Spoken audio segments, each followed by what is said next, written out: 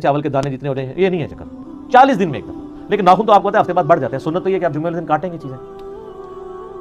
یہ جو کریم ہے نا جی اس کے بارے میں یورپ اور امریکہ میں تو یہ چیزیں سامنے آئی ہیں کہ اس کی وجہ سے لوگوں کو خارش کی بیماری ہو گئی ہے کیونکہ اس میں اتنے تیز قسم کے کیمیکلز ہیں. اور پاکستان میں تو ماشاءاللہ کچھ بھی ہے تیرے محبوب کی امت سے ہیں. ایکسپائرڈ کریموں کو نا نئی ڈیٹس لگا کے ایون کتنے بڑے بڑے سٹورز بیچ رہے ہیں. مجھے اس لیے پتا ہے کہ میرے پاس ایک دوست آیا, میں اب اس سٹور کا نام نہیں لیتا, وہ پاکستان لیول کا سٹور ہے. شاید پاکستان میں اگر لسٹ آؤٹ کیا جائے وہ ٹاپ 3 میں آتا ہو کہ یہ تو جعلی مال رکھ ہی نہیں سکتے. اس پہ اس کی نوکری لگی اور کہتا ہے میری نوکری یہ تھی کہ امپورٹڈ آئٹمز جو ایکسپائر تھے ان کی ڈیٹیں چینج کرنا. تو مجھے کہتا ہے نوکری حلال ہے حرام ہے؟ میں نے کہا ماشاءاللہ بڑے سادہ ہو, میرے کو پوچھ دو حرام کیا ہے. یہ تو حرام سے بھی آگے کوئی چیز ہے کہ آپ لوگوں کے ساتھ لوگوں کو بھیڑا غرق کروا رہے ہو. ایکسپائر دوائیاں بیچنے کے مترادف ہے یہ چیز. اس اعتبار سے کمپین چلی ہوئی ہے. اور میں آپ کو بتاؤں امریکہ میں مجھے وثوق ذرائع سے پتا ہے کہ وہاں پہ تو مسلمان ابھی استعمال کرنا چھوڑ گئے.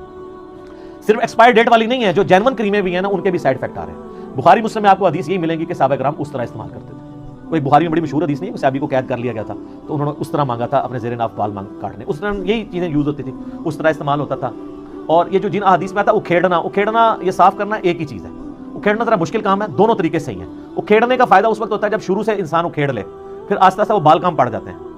لیکن وہ چونکہ تردد والا کام ہے, لوگ شیو کرنے کو ہی ترجیح دیتے ہیں, یعنی اس کو ریموو کرنے کو, اس طرح کو یا ریزر کو. اس کے بال موٹے ہو جاتے ہیں بعد میں تو کھیڑنا. اچھا ایک اور افیکٹو چیز آج کل آئی ہوئی ہے, وہ خصوصاً فیمیلز کے لیے وہ زیادہ بہتر ہے. وہ اس طرح کے یعنی وہ اسٹیکرز پیڈ آئے ہوئے ہیں جو تھوڑی دیر لگا کے وہ کھیڑنے والا کام کرتے ہیں.